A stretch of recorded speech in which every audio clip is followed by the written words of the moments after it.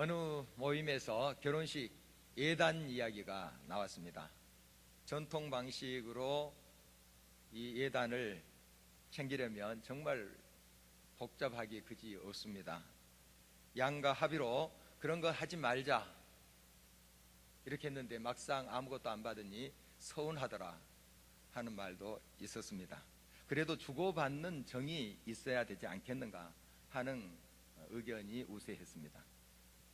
그런데 어느 정도 해야 되느냐 하는 선이 모호해서 이 예단의 문제는 여간 민감한 사항이 아닙니다. 이것 때문에 결혼이 깨질 뻔한 사례도 있다고 했습니다.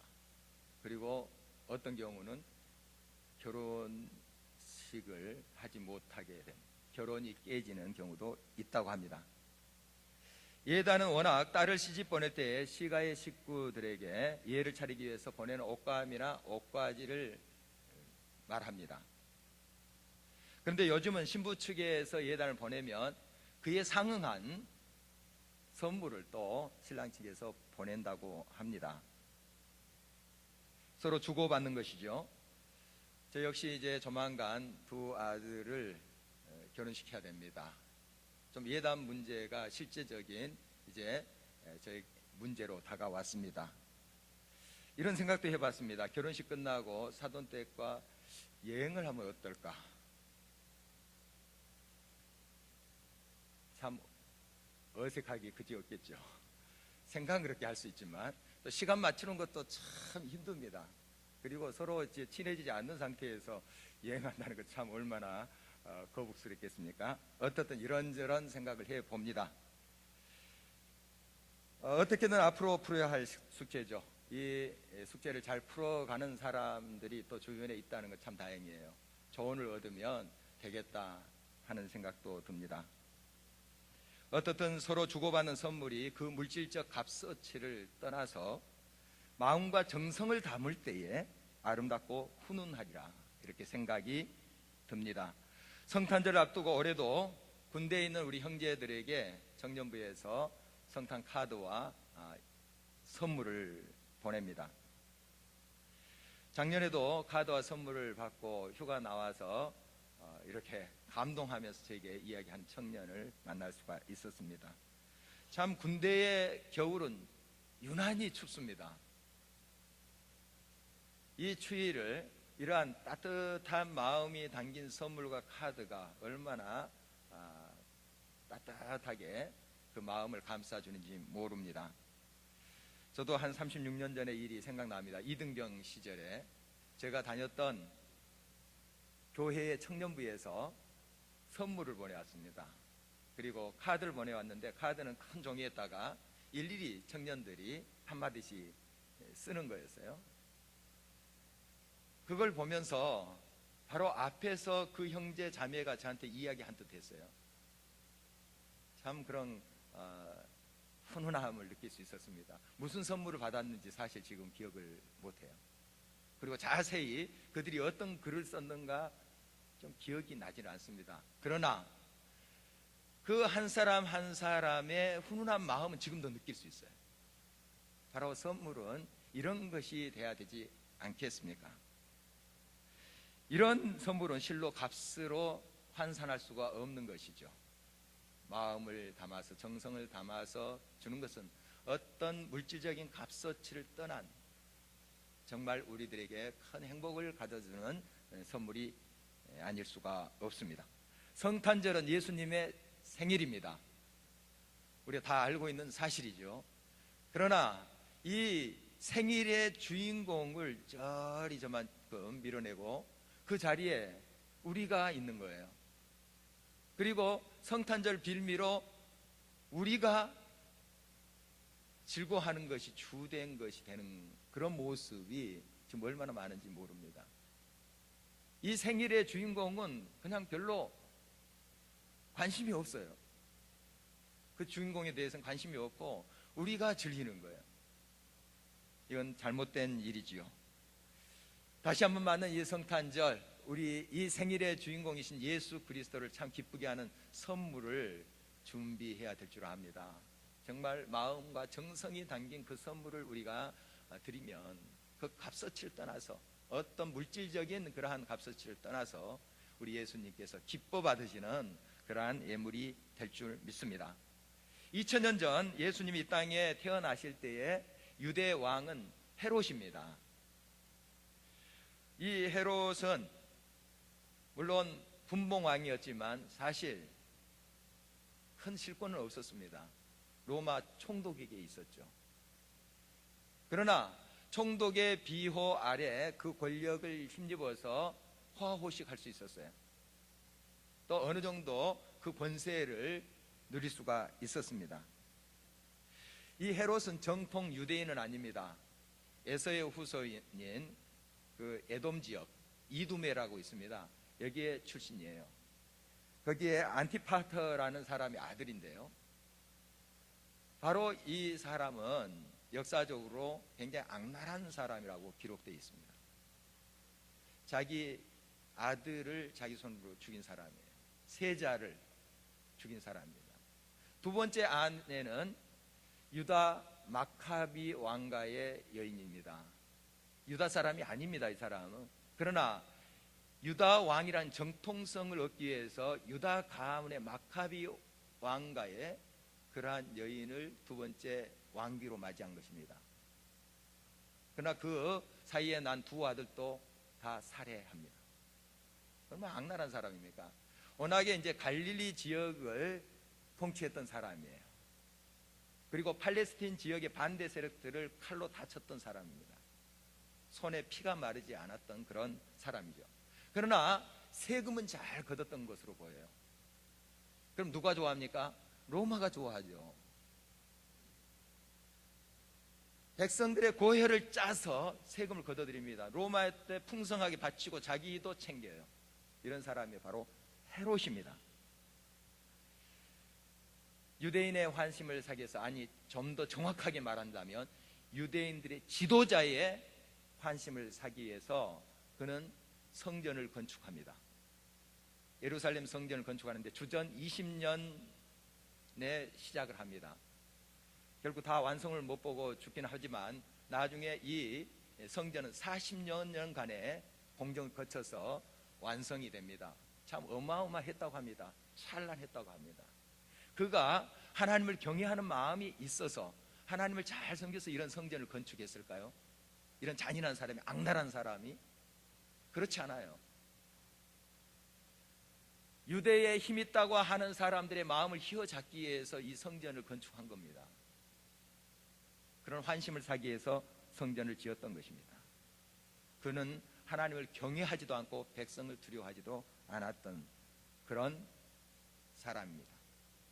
역사적으로 이렇게 어둠의 시기, 정말 소망이 없는 이런 시기에 별처럼 빛나는 사람들이 그래도 있었습니다. 참 이것이 희망이에요. 모든 것이 다 캄캄하고 모든 것이 뒤틀렸어요. 무질서해져 있습니다.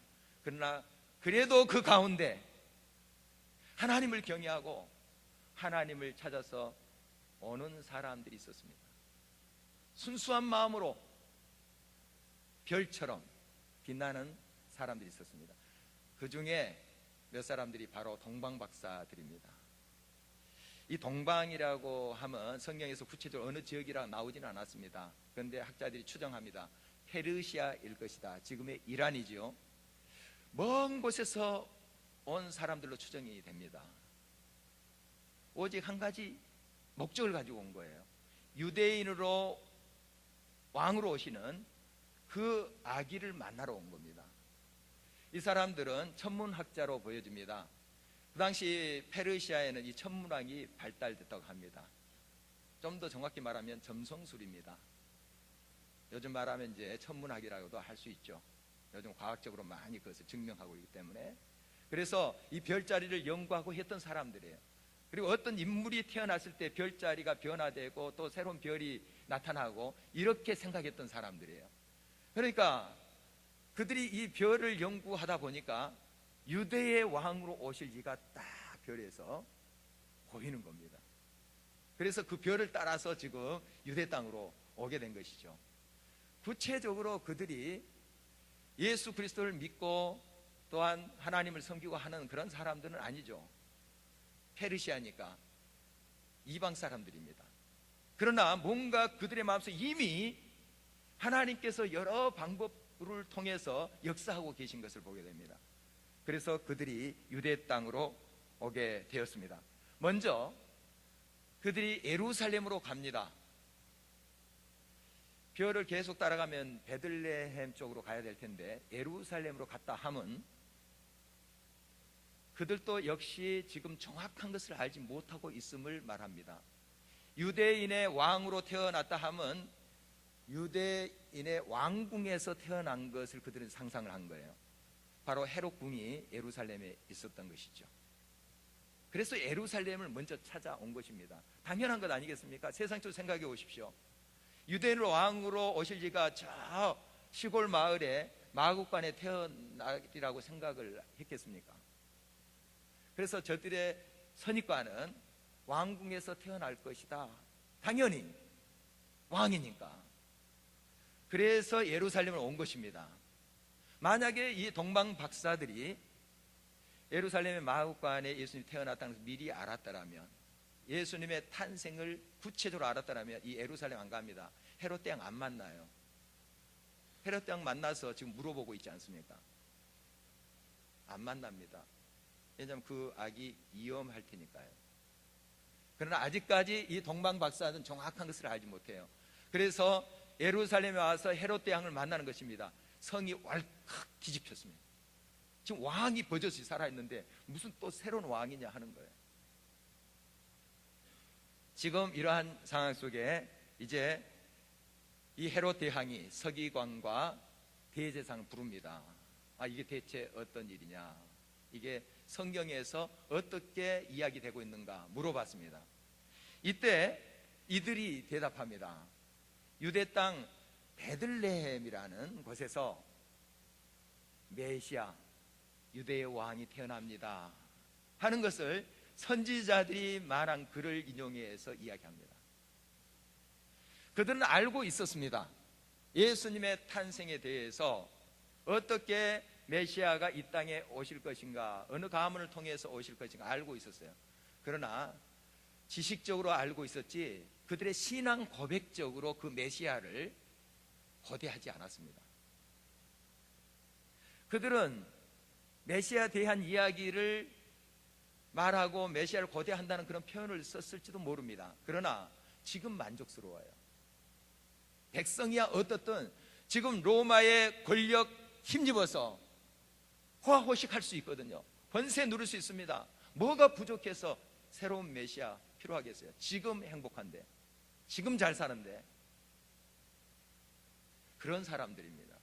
깨어 있어야 될 이런 사람들이 정작 잠들어 있고, 여러 이방 문화 속에 분별력이 없고 잠들어 있을 수 있는 그러한 사람들이 지금 깨어서 하나님의 인도하심을 따라서 유대 땅까지 오고 있는 거예요.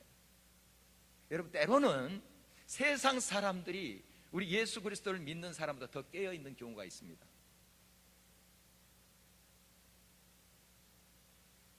우리가 항상 하나님 앞에 겸비하여 우리 자신을 비워놓지 못하면 세상 사람들이 우리를 깨워요. 연하가 잠들어 있을 때 세상 사람들이 깨우잖아요.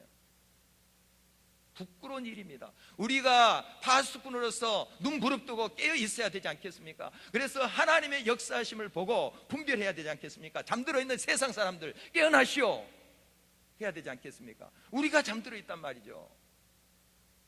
다시 한번 우리가 영적으로 깨어나야 됩니다. 정말 하나님 앞에 깨어나야 됩니다. 분별력을 가져야 된다는 것입니다. 이제 우리는 주님 앞에 어떻게 나아가야 되겠습니까? 주 예수여 어서 오시옵소서. 그 재림 예수를 우리가 목말라 기대하면서 고대하고 있습니까? 마라나타, 주 예수여 이 자리에 오십시오. 내 삶 속에 오십시오. 내 가정에 오십시오. 이 땅에 오십시오. 우리가 그렇게 갈구하고 있습니까? 깨어서 그 주님을 열린 마음으로 기다리고 있습니까? 우리 자신을 늘 살펴야 됩니다. 입술로만 주 예수여 오시옵소서 고백해서는 안 될 것입니다. 진정으로 동방 박사들처럼 순수한 열망을 가지고 주님을 찾아 나서야 됩니다. 깨어서 분별을 가지고 주 예수여 오시옵소서. 우리가 늘 주님 앞에 나가야 될 것입니다. 동방 박사는 별을 따라왔지요. 이 별은 하나님께서 보내신 특별한 별입니다. 그렇다면 별을 따라왔다 하면 하나님의 뜻을 따라서 왔다는 의미가 될 것입니다. 그들은 이방인님들입니다.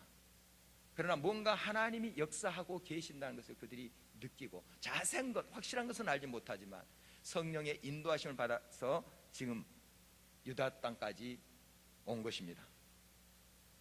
그 별은 예수님이 탄생하신 베들레헴 위에서 딱 멎었습니다. 헤롯 왕을 만나고 이 동방 박사들이 이제 별을 따라서 왔는데 그 별이 바로 예수님이 나신 그곳에 멈춰섰습니다. 이걸 보면서 그들이 매우 기뻐하고 기뻐하였다고 기록하고 있습니다. 왜 그들이 그렇게 기뻐했을까요? 유대인으로 왕으로 오신 이분을 경배하면서 뭔가 큰 자리, 큰 위치를 차지하기 위한 속셈이 있었을까요? 아니면 잘 유대인 왕과 사귀면서 그 왕과 사귀면서 정말 어떤 권세를 누리고 싶었던 걸까요? 그런 계산은 없었습니다. 그런 생각 없었어요.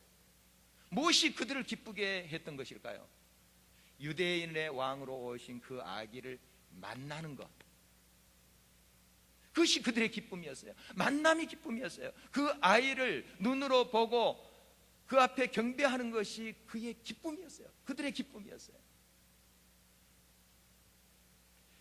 마구간에 있는 아기를 보면서 단박에 알아봤습니다. 왕으로 오실 이가 왕궁에 있어야 되지 않겠습니까? 호화로운 침대에 누워 있어야 되지 않겠습니까? 마구간에 구위에 놓여 있어요. 여러분, 이 생각을 깬다는 게 참 쉽지 않아요. 선입견을 깬다는 게 쉽지 않습니다. 아, 여기 아닌가 봐요 하고 갈 수 있어요. 별은 멎었지만 여기가 아닌가 봐요. 왜? 내가 생각하고 내가 기대했던 그런 곳은 아니거든요. 그러나 이 사람들, 깨어있는 사람들이 순수한 영혼을 가지고 있는 사람들입니다. 보여요. 유대인으로 왕으로 오신 예수 그리스도가 보여요. 그 앞에서 경배하고 있는 그들의 모습을 보게 됩니다. 여러분, 순수한 마음, 순수한 영혼을 가진 자가 올 크리스마스도 예수 그리스도를 인격적으로 만나게 될 것입니다. 예수 그리스도를 만난 그 자체가 여러분의 기쁨이 돼야 됩니다. 정말 그분을 만나는 그 마음에 설렘이 있어야 됩니다. 우리 예배도 그런 것 아니겠습니까? 여러분, 왜 예배 자리에 나오십니까?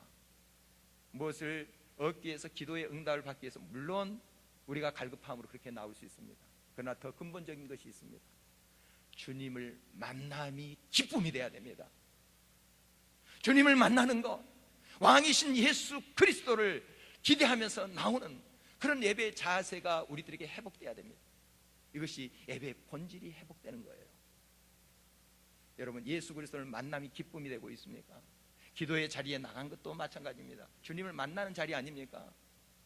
뭔가 응답받기 위한 것도 중요합니다. 뭔가 고침을 받고 새롭게 되는 것도, 성취되는 것도 귀한 일입니다. 그러나 그 예수 그리스도를 내가 만나는 것이 여러분의 기쁨이 되어야 됩니다. 여러분, 사랑하는 사람을 만날 때 그가 무슨 선물을 준비했을까? 그 선물 보고 달려갑니까? 그 존재 자체 때문에 만나고 싶어서 달려가는 거 아니겠습니까? 그 만남, 그가 어떤 값 있는 선물을 준비했으면 기쁘고, 내가 생각하기에, 내가 상상하기에 마음에 안 든 선물을 준비하면 실망할 것입니까? 그 사람이 사랑스러우니까, 내 마음에 사랑으로 남아있으니까 그 만남이 기쁨이 아니겠습니까? 우리 예수 그리스도 자기의 생명을 다 주신 분이세요. 온 세상을 우리들에게 선물로 주신 분이세요. 경작하라, 내 것이다. 그 예수 그리스도를 만남이 우리의 기쁨이 돼야 돼요. 성탄절을 우리가 다시 맞이하게 됩니다.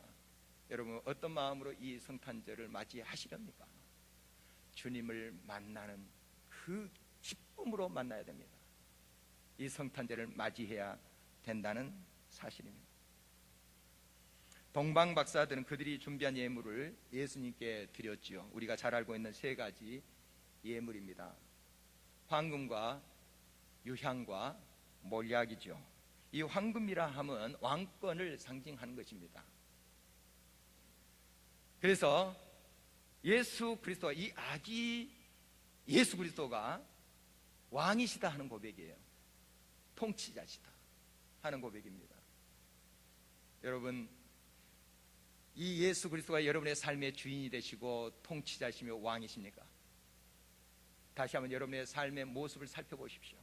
마음을 열고 다시 한번 그 왕자에 내가 앉아 있으면 빨리 내려 앉아야 됩니다.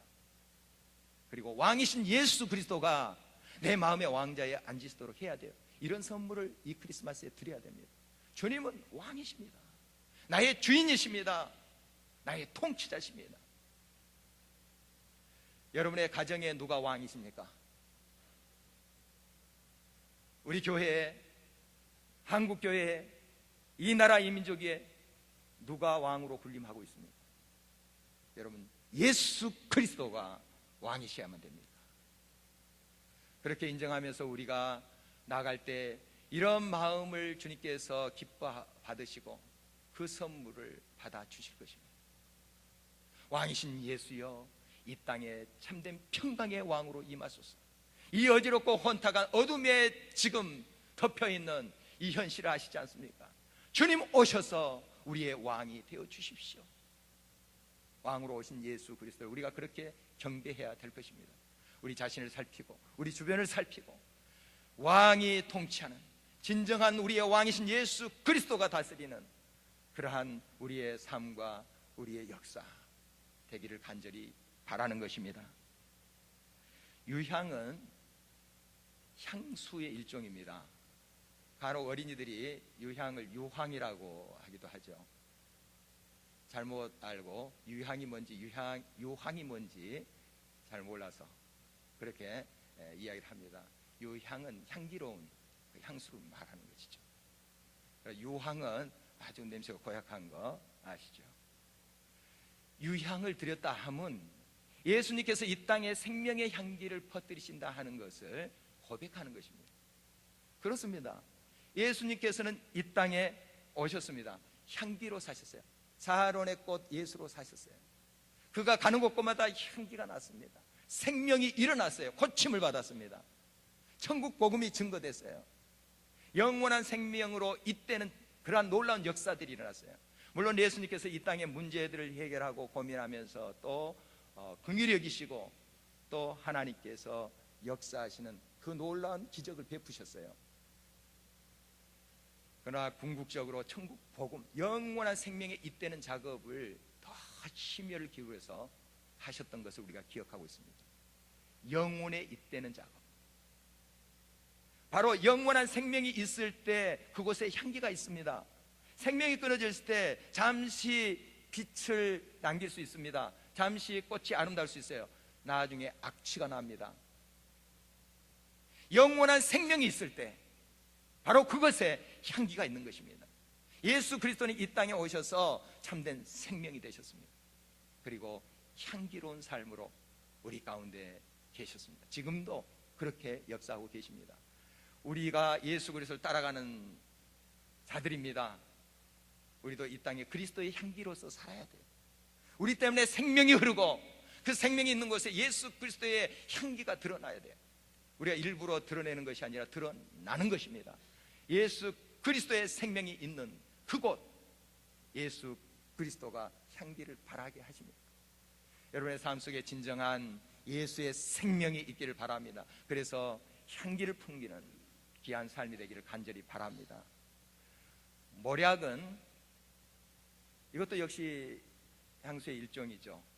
그런데 방부의 역할이 있습니다.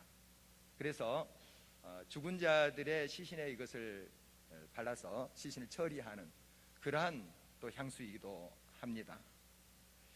예수님이 탄생했어요. 유대인으로 왕으로, 또 이 세상 왕으로 탄생하셨어요. 그런데 죽음을 연상케 하는 이 모략을 선물로 드렸어요. 좀 맞지 않는 것 같죠?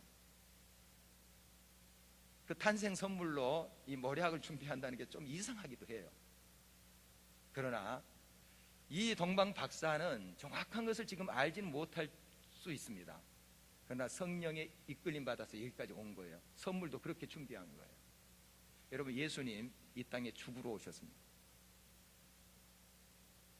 이 땅에 죽으러 오셨어요. 그걸 아시고 오신 거예요. 왜 죽으러 오셨을까요? 우리 살리기 위해서, 죄로 인하여 영원히 지옥 형벌을 받을 수밖에 없는 우리들을 살리기 위해서 죽으러 오신 거예요. 대신 우리 대신에 죽기 위해서 이 땅에 오신 거예요. 그 방법밖에 없기 때문에 바로 이러한 사랑으로 오신 것입니다. 그래서 이 모략의 예물은 굉장히 적절한 예물인 것이죠. 예수님은 지금도 우리를 끝까지 사랑하십니다.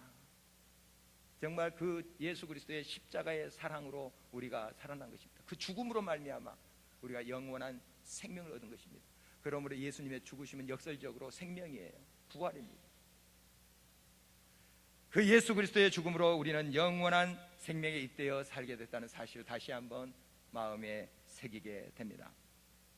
여러분, 우리 역시 죽음을 준비하는 삶으로 주님 앞에 예물을 드려야 될 것입니다. 이제 보름 후면 우리는 한 살을 더 먹게 됩니다. 나이를 먹는다 하는 표현이 있습니다. 아주 적절한 표현 같아요. 먹는다. 하나님께서 정해진 인생의 시간이 있어요. 그 해가 있어요. 그 하나를 우리가 먹는 거예요. 먹는 거예요. 숫자적으로는 나이가 늘지만 우리가 살 날이 줄어드는 거예요. 우리 언젠가 주님 앞에 갑니다. 순서 없이 가요. 주님이 부르시면 우리가 갑니다. 항상 우리가 이 사실을 주목하면서 이 죽음을 준비할 때 우리의 삶을 함부로 살지 않습니다. 웰빙 많이 이야기를 하죠. 요즘 좀 뜸해진 것 같습니다만 앞으로 인구의 해자가 되든 아니면 뜸해지든 웰빙의 그 가치는 굉장히 귀한 것입니다. 잘 살아야 됩니다. 잘 살아야 됩니다. 잘 살아야지 또 잘 죽는 것 아니겠습니까? 또 바꾸어서 우리가 잘 죽어야지 우리의 삶이 빛나요. 우리가 잘못 죽으면 그동안 삶이 허무합니다. 잘못 산 거예요. 그래서 웰빙, 잘 사는 거, 이건 웰다잉을 전제하고 있습니다. 거꾸로 웰다잉, 잘 죽는 것은 웰빙, 잘 사는 것을 전제하고 있어요. 이 두 가지는 함께 가는 거예요.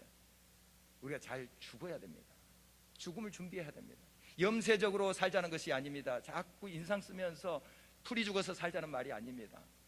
여러분, 우리 언젠가 하나님 앞에 설 수밖에 없는 존재, 부르시면 간다는 우리의 존재를 겸비하게 인정하면서 하나님께 나간 자는 우리 주어진 삶에 하루하루 자족하면서 감사하면서 성실하게 살아갑니다. 여러분, 잘 죽으셔야 됩니다. 예수님께서 죽기 위해서 오셨듯이 잘 죽으심으로 우리들에게 참삼 영원한 생명을 주셨던 것처럼 우리 날마다 삶 속에 잘 죽음을 준비해야 될 것입니다. 그래야만이 우리의 삶의 하루하루가 잘 사는 것이 될 것입니다. 이런 아름다운 모습으로 주님 앞에 이번 성탄절에 나갔으면 좋겠습니다. 웰다잉의 선물. 그래서 정말 하나님 앞에 겸비함으로 우리의 삶을 바치고 주어진 하루하루의 삶을 성실함으로 살아가는 것, 이 선물을 드렸으면 좋겠습니다. 전도서 말씀을 아침마다 묵상하죠. 이런 말씀 있잖아요. 지혜로운 사람은 잔치집에 가는 것보다 초상집에 간다. 물론 잔치집에 가지 말라는 뜻은 아니죠. 결혼식장에 가서 축하도 해야 됩니다. 그러나 죽음을 생각하라는 거예요. 우리 인생의 횟수를 계수하는 지혜를 가지라는 말씀입니다. 항상 주님 앞에 우리가 이렇게 겸허히 설 때 우리의 삶은 하나님 앞에 아름다운 선물로 계속 준비되어져 갈 것입니다. 다시 한번 맞는 성탄절입니다. 무슨 예물을 여러분 준비하시겠습니까? 여러분의 삶 속에, 우리 공동체, 여러분 가정에, 이 민족 가운데 왕으로 오신 예수 그리스도, 그분을 인정하십시다. 그분을 초대하십시다. 나의 인생은 내가 주인이 아니고 하나님이십니다. 우리 주님이십니다. 주님 뜻대로 내가 행하겠습니다. 이런 마음의 중심을 가지고 주님 앞에 갈 때 주님이 그 마음 받아주시지 않겠습니까? 또한 예수 그리스도께서 생명의 향기로 우리 가운데 오셨듯이 우리 역시 그리스도의 향기로서 응답해야 될 것입니다. 생명이 있는 자 향기를 발하게 됩니다. 날마다 우리의 삶을 통해서 많은 사람들이 행복해지고 그 향기를 맡고 생명을 만나고 하나님의 구원을 경험하는 역사가 있기를 바랍니다. 또한 웰다잉의 선물을 가져갔으면 좋겠습니다. 날마다 중노라 하는 사도 바울의 신앙 고백처럼 날마다 나 자신을 내놓고 또한 죽음을 준비하고 웰빙의 삶으로 주님 앞에 나갈 때 그것은 주님 앞에 주님이 기뻐하시는 귀한 선물이 될 것입니다. 아름다운 성탄절 되시기를 주의 이름으로 축원합니다.